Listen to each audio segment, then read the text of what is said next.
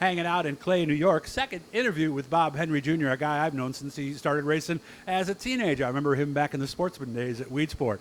In the meantime, he's been doing pretty well. He's one of the guys who was able to turn his love of racing into a business. Did that about 10 years ago. Henry's Exhaust Systems. I'm here, right here. You can see some of the stuff behind him. That's a set of headers he's got behind him over there. And he'll be at the Northeast Racers Auction and Trade Show coming up the 17th and 18th here in just a little bit. So that's what we're talking about. First of all, looks like things are going well. You and I had a chat. I watched some of the guys working. Looks like we're doing pretty well. Yeah, not bad.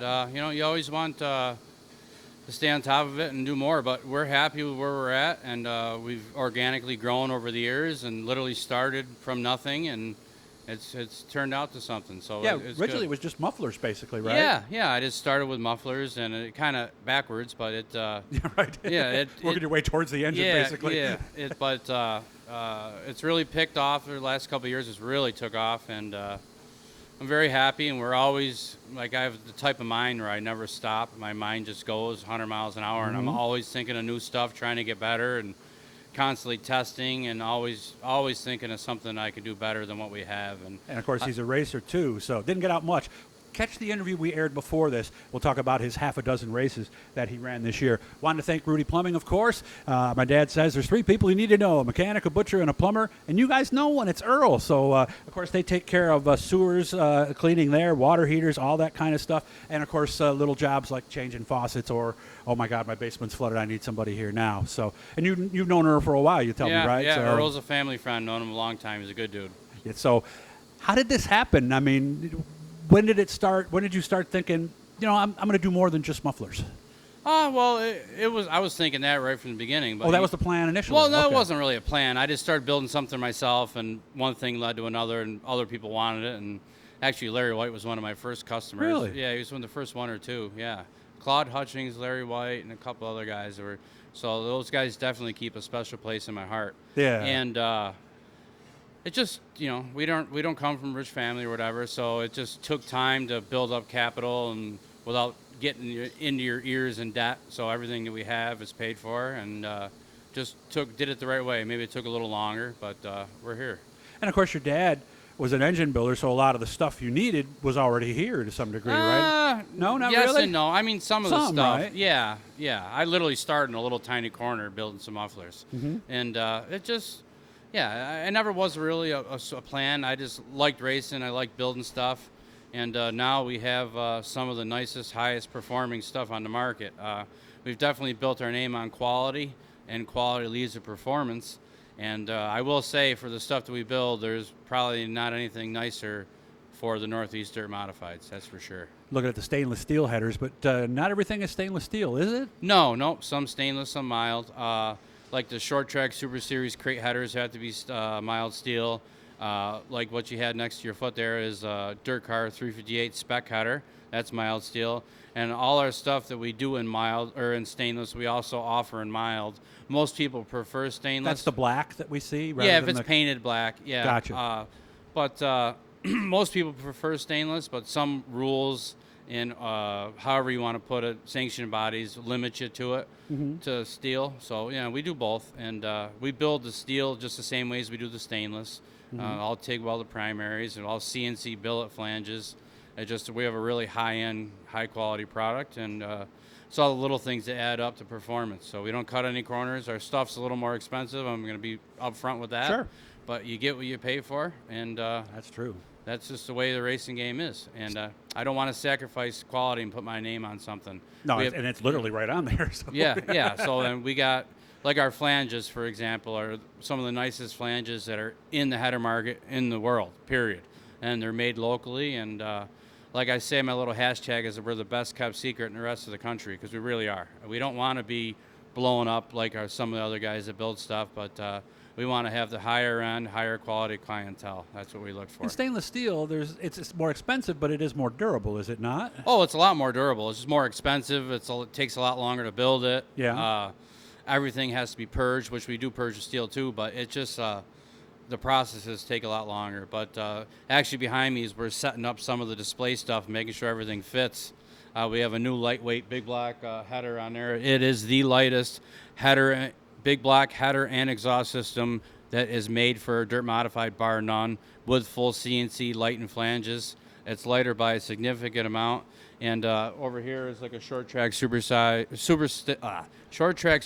style open small block, but they also could be used for whatever division car you're running. Even if you're running the Midwest, we do, basically every Chevrolet head combination. We also do some stuff for Fords. There is actually a few Fords running like short track Super Series.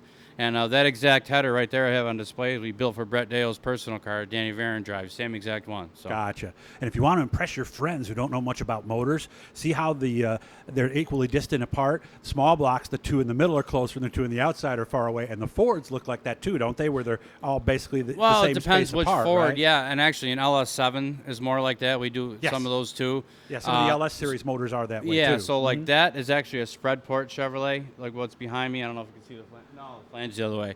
But like a standard 23-degree Chevrolet stock head, the center two ports are close. Yeah, and I learned about spread bore the other day. We'll have that at a tech tip somewhere else down the road. So, but you said you're actually expanding. You said you're in touch with somebody like in Iowa or something who found out about you somehow? Yeah, they found us on Facebook. We've already been doing stuff for people in South Dakota we've shipped to. We've shipped to Iowa. We've shipped to Minnesota. Few other places, and I'm talking winning races. Won the Mark Martin race at Batesville Speedway, really? Won a qualifier at the Boone Nationals. And I just had a guy that I didn't even know who I shipped to, and it's hard for me to see who does what out there. He just texted me he won Iowa. I don't know. It was more like the Iowa Dirt Week for IMCAs, and we also have done some stuff for. UMP style cars where the IMCA is more of a crate. They have a 604s or modifieds and their B mods or 602s. E mods are another one they run around here. Yeah, so then now we got an order for a B mod, which is in the Midwest, the UMSTS. They run a lot of 358 spec motors in their A mods, but their B mods are like the old Sportsman 2-barrel motors. So gotcha. all as long as they fit the car, all this stuff's relative.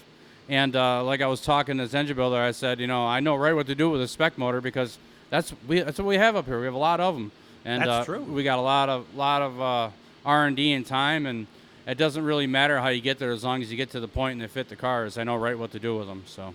And of course, with somebody like you've got 3 people, maybe 4 that work with you on a part-time or some kind of basis. Yeah, 1 full-timer and some part-timers. Where would you like to be, or is this realistically where you want to be? No, I want to be. We got to be bigger than this. I don't want to be like 10, 15 air compressors going off on us. I don't want to be 10, 15 employees, but if we could be 3 or 4 full-time guys that, like I said, I don't want to be, we're not for everybody.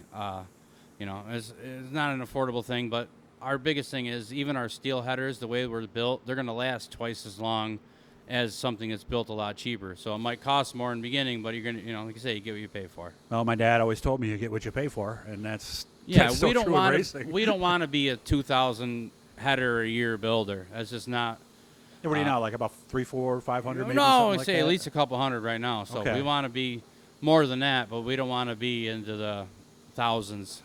But with interest rates, then you'd need to lease a building, have a payroll department. You might lose control of that quality to some degree. Yeah, so they're literally now. The payroll department's the Paychecks app on my phone, so that doesn't take too long. But there isn't something in here, especially header-wise, maybe some tailpipes, but there's nothing in here header-wise that I don't touch in some way. Gotcha. So, and I kind of like that. And we're all, we're small, and the guys that are here, they know what I expect. I'm probably not the easiest guy to work for just because of my standards are so high, and I think I get that from my father because he's probably one of the most anal guys I ever met. So that's one trait that he passed on. And like I said, if it's got the Henry logo on it, it better be nice and it better run good. And we've run out of time already, so make sure to check him out in a couple of weeks. The Northeast Racers Auction and Trade Show, 17th and 18th, inside the Exposition Center at the New York State Fairgrounds. You can meet Bob, shake his hand, talk to him about it. And if you got a cool street car, he might even be able to work up something for you there. So yeah, if we have time, we can do. We just did a drag car a few weeks ago. So good to see you again. I've known him for a long time. I'll see you at the show, man. Thank you very much. Thanks, Doug.